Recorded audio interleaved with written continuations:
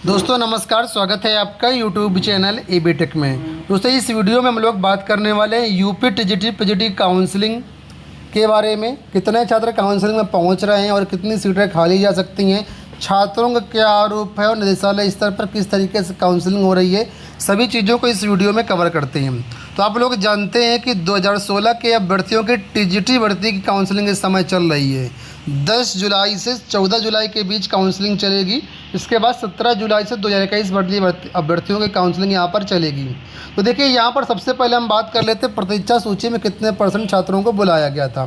तो यहाँ पर देखिए, ये नोटिस है जब आपकी प्रतीक्षा सूची 2016 जारी की गई थी। 7 जून 2022 का ये नोटिस है, जिसमें सभी जिला विद्यालय निरीक्षकों के लिए यहाँ पर वेटिंग लिस्ट के बारे में बताया गया था कि जो भी ज्वाइनिंग वगैरह होनी है वो इसी वेटिंग लिस्ट के अनुसार होगी। अगर आप इस वेटिंग लिस्ट के इस नोटिस को देखें तो यहाँ पर बताया गया कि मेरिट क्रम में जो भी अभ्यर्थी वेटिंग लिस्ट में विषयवार जारी किए गए उसके अनुसार यहाँ पर DIOs उनको काउंसलिंग में जो है काउंसलिंग करवा करके नियुक्ति देंगे।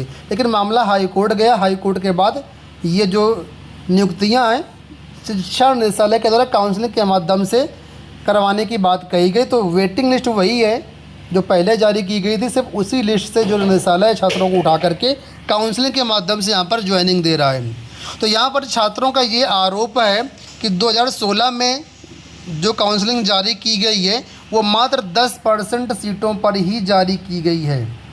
ठीक है, ये छात्रों का कहना है। हालांकि अगर आप ये लेटर देखेंगे जो विज्ञप्ति जारी की गई थी प्रतीक्षा सूची के साथ, ये वेबसाइट पर अवेलेबल है, आप लोग इसको वेबसाइट से डाउनलोड करके भी मिलान कर सकते हैं।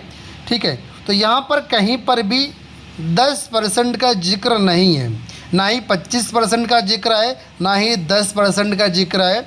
ठीक है, लेकिन छात्रों का कहना है कि मात्र 10% ही है। तो चलो मैं मान लेता हूँ कि 10% ही वेटिंग लिस्ट है। तो क्या जो 25% की बात कही गई है कि 25% वेटिंग की ज्वाइनिंग होगी, फिर उसका क्या मतलब है? तो देखिए, जो भी रिक्त सीटें हैं, रिक्त सीटों के सापेक्ष में आप लोगों की ज्वाइनिंग होगी।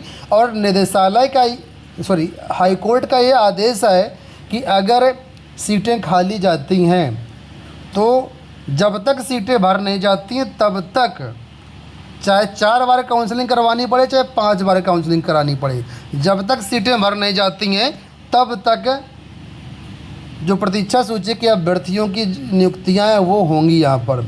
तो अगर हाई कोर्ट के आदेश को हम लोग फॉलो करें तो आप लोग निश्चिंत रहिए, आप लोगों की नियुक्तियाँ होंगी। भले इस 10% या 25% जो भी सूची जारी हुई है इसमें आपका नाम नहीं है, तब भी सीटें खाली जाएंगी तो नियुक्तियां होंगी। और अगर ऐसा निदेशालय नहीं करता है तो जाहिर सी बात है हाई कोर्ट के आदेश की अवहेलना होगी और ऐसे में मामला फिर बिगड़ सकता है, फिर अभ्यर्थी कोर्ट जा सकते हैं। अब देखिए, जो पहले दिन की काउंसलिंग करवाई गई थी 10 जुलाई की, उसकी सूचनाएँ यहाँ पर आपको दी गई हैं। पहले दिन 2 विषयों की काउंसलिंग थी, जिसमें से हिंदी और गृह विज्ञान के पद थे। तो हिंदी में बताया गया था 87 पद खाली मिले हैं, इसके 90 अभ्यर्थियों को बुलाया गया था। जबकि गृह विज्ञान में 6 पद खाली मिले हैं, इसके लिए 17 अभ्यर्थियों को बुलाया गया था। तो कुल मिलाकर के 87 पद या जो भी अभ्यर्थी बुलाए गए थे उसके सापेक्ष में यहाँ पर मात्र 32 अभ्यर्थी ही काउंसलिंग करवाने पहुँचे थे। तो अगर देखें तो 50% से कम ही छात्र पहुंच रहे हैं और 50% से ज़्यादा सीटें तो ऐसे ही खाली जा रही हैं। तो अगर आपकी वेटिंग लिस्ट 10% पे जारी हुई है तो निश्चित रूप से इसके बाद अगली काउंसलिंग होगी और उसके बाद जो है आप लोगों को नियुक्तियां मिलेंगी। अब देखिए, जो काउंसलिंग 11 जुलाई को हुई है, कल जो काउंसलिंग हुई, उसके डेटा आपके सामने यहाँ पर है। यहाँ पर बताया गया, देखो नीचे देखोगे तो लिखा हुआ है कि मंगलवार यानी कल सामाजिक विज्ञान की काउंसलिंग करवाई गई। 114 अभ्यर्थियों को शिक्षा निदेशालय प्रयागराज बुलाया गया था, जिसमें मात्र 46 अभ्यर्थी ही यहाँ पर पहुँचे थे। 68 अभ्यर्थी पहुँचे ही नहीं काउंसलिंग में। तो जो अभ्यर्थी 46 पहुँचे थे उनको काउंसलिंग करवा करके विद्यालय आवंटित कर दिए गए। तो यहाँ पर भी डेटा देखिए, लगभग 60% अभ्यर्थी ऐसे हैं जो काउंसलिंग में पहुँचे ही नहीं। तो अगर आप आजकल का डेटा देखें तो इससे तो ये एक बात चीज़ साफ स्पष्ट निकल के आती है कि जितने पद हैं उसके सापेक्ष में अभ्यर्थी कम उपस्थित हो रहे हैं और ऐसे में सीटें तो खाली जाएंगी। और सीटें खाली जाएंगी तो फिर आगे इनकी क्या प्रक्रिया होगी, ये भी एक बड़ा महत्वपूर्ण प्रश्न है। हालांकि हाईकोर्ट के आदेश को हम लोग देखें तो साफ तौर पर स्पष्ट है कि जब तक सीटें खाली रहेंगी तब तक यहाँ पर काउंसलिंग करवा करके अभ्यर्थियों को ज्वाइनिंग देनी पड़ेगी। लेकिन निदेशालय के माध्यम से जो आज सूचनाएं निकल के आ रही हैं वो थोड़ा चौंकाने वाली हैं, इसको भी आप गौर करिए। यहाँ पर देखो तो ये भी आज का ही न्यूज़पेपर है जहाँ पर काउंसलिंग के बारे में बताया गया है। और यहाँ पर देखिए जो काउंसलिंग के लिए 3 सदस्यीय कमेटी बनाई गई है उसमें से एक जो अधिकारी हैं वो माननीय रामचेत जी हैं और उन्होंने बताया है कि काउंसलिंग के बावजूद जो पद रिक्त रह जाएंगे उनको अगली भर्ती में जोड़ने के लिए संस्तुति की जाएगी। यानी यहाँ पर इनका कहना है कि जो पद खाली चले जाते हैं उनको हम नई भर्ती के माध्यम से लेकर के आएंगे।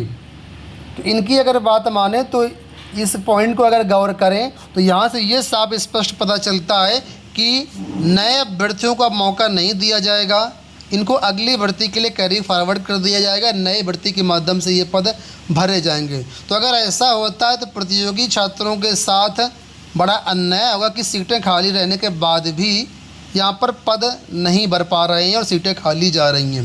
हालांकि कुछ ऐसे भी अभ्यर्थी हैं जो इस मसले को लेकर के हाई कोर्ट जाने की तैयारी भी कर रहे हैं। उनका कहना है कि अगर काउंसलिंग करवाई जा रही है तो जो 10% सूची जारी की गई इसको 25% करते हुए यहाँ पर एक साथ ज्वाइनिंग दे देनी चाहिए, एक साथ काउंसलिंग करवा लेना चाहिए था।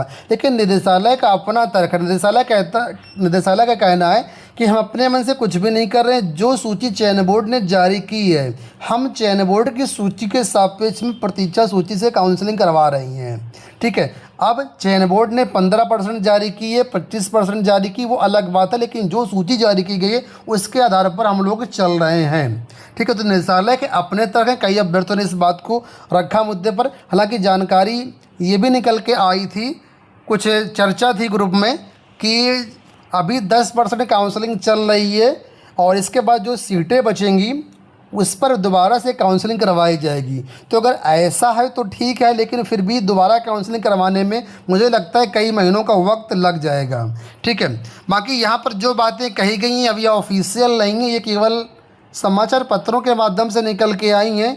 कोई ऑफिशियल नोटिस या ऑफिशियल ऐसा कोई आदेश जारी होता है जहाँ पर ये चीज़ें निकल के आती हैं कि हाँ इन पदों को अब अगली भर्ती के माध्यम से भरा जाएगा, तो कुछ बात अलग होगी। समाचार पत्रों में 100% चीज़ें ऑथेंटिक हम नहीं कह सकते जब तक ऑफिशियल कोई नोटिस नहीं आती है। तो देखिए इन सब पॉइंट को देखते हुए जो चीज़ें निकल के आई हैं उससे साफ तौर पर ये स्पष्ट है कि सीटें तो खाली जाएंगी, क्योंकि जो काउंसलिंग हो रही है उसमें साफ तौर पर ऐसे अभ्यर्थियों का मौका नहीं दिया गया है जो कि ऑलरेडी 13(3) नियम के अंतर्गत चयनित हो चुकी हैं। साफ तौर पर उनको मना किया गया। अगर ऐसे कोई भी अभ्यर्थी वहाँ पर पहुँच रहे हैं तो उनको भगा दिया जा रहा है, उनको काउंसलिंग में शामिल नहीं होने दिया जा रहा है। इसके साथ ही अगर कोई चोरी छुप के बैठ भी जाता है तो बाकायदा उनसे एक घोषणा पत्र भी भरवाया जा रहा है कि हम किसी भी एडेड स्कूल में जॉब में नहीं हैं। यानी कि अगर आप जॉब में रहते हुए आप जॉब कर चुके हैं, ये समझ करके ये आप महसूस कर रहे हैं कि हो सकता है यहाँ पर हमें मनपसंद कॉलेज मिल जाए तो काउंसलिंग में शामिल हो जाएं, तो ये आपकी गलतफहमी होगी।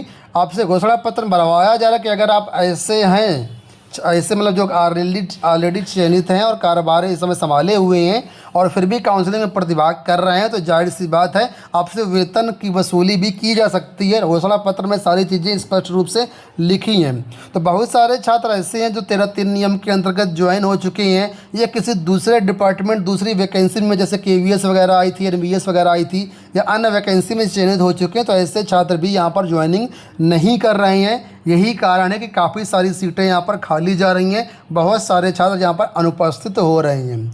आने वाले टाइम पर जो कुछ भी अपडेट मिलेगा आपको देते रहेंगे। इस वीडियो में इतना ही, धन्यवाद।